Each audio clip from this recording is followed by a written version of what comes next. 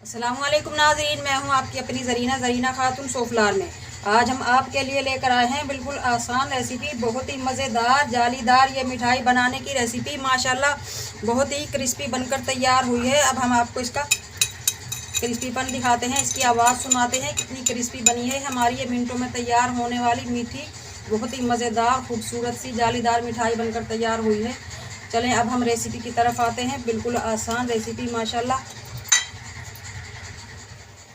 आज हम आपके लिए लेकर आए हैं कुछ नया।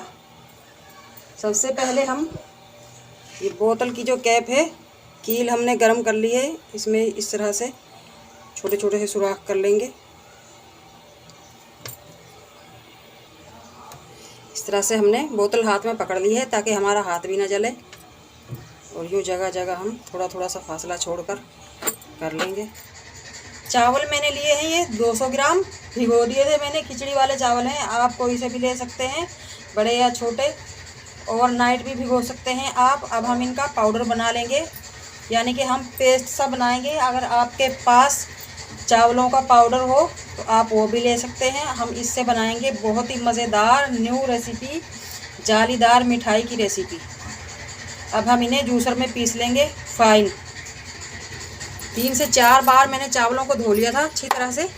इनका जो स्टार्च सा होता है, वाइट पानी, वो निकाल दिया है हमने। धूल मिट्टी वगैरह सब निकल चुकी है इनकी। अब हम आधा कप पानी डालकर पीस लेंगे कैप लगाकर।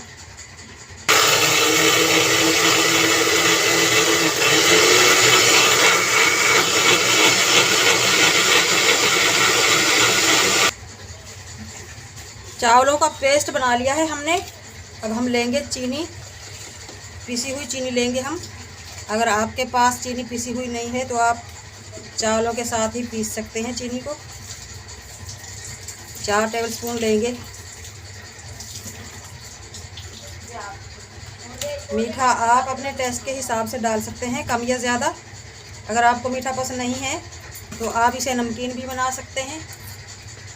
थोड़ा सा हम नमक ले लेंगे। नमकीन और मीठा दोनों मिक्स मिलके अच्छे लगते हैं। 20 ग्राम हम लेंगे कॉर्नफ्लावर से गाढ़ा करने के लिए।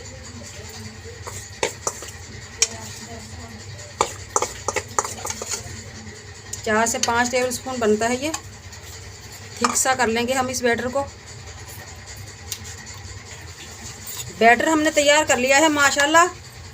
अगर आपको लगे 20 ग्राम कॉर्नफ्लावर डालने के बाद भी आपका बैटर पतला है तो आप 1-2 चम्मच मैदा भी मिक्स कर सकते हैं या कॉर्नफ्लावर और ले सकते हैं। कॉर्नफ्लावर से टेस्ट में कोई फ़र्क नहीं पड़ता। ये ऐसा होता है जैसे पानी की तरह, खट्टा मीठा, इसमें कोई टेस्ट नहीं होता। जिस सांचे में भी ढालोगे ढल जाता है। इसी तरह का हमें थिक सा बैटर चाहिए। अब हम एक बोतल लेंगे, उस पर इस तरह का ये चमचा रख लेंगे सेट करके। कुप्पी नहीं है मेरे पास इस तरफ इस वक्त। अब हम बोतल में ये बैटर डाल लेंगे। बिस्मिल्लाहिर्रहमानिर्रहीम।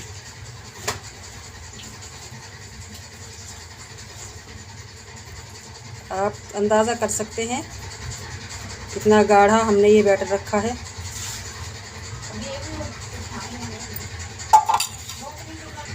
बैटर हमने डाल दिया है बोतल में। अब हमने जो ये सुराख करके रखे थे कैप में, ये लगा लेंगे। अब हम ऑयल डाल लेंगे। बिस्मिल्लाहिर्रहमान। ऑयल हमारा गर्म हो चुका है। अब हम बोतल उठाएंगे, इसको इस तरह से हिला लेंगे और इसमें जाली बना लेंगे। इस तरह से फुल फ्लेम पे आपने करना है ये।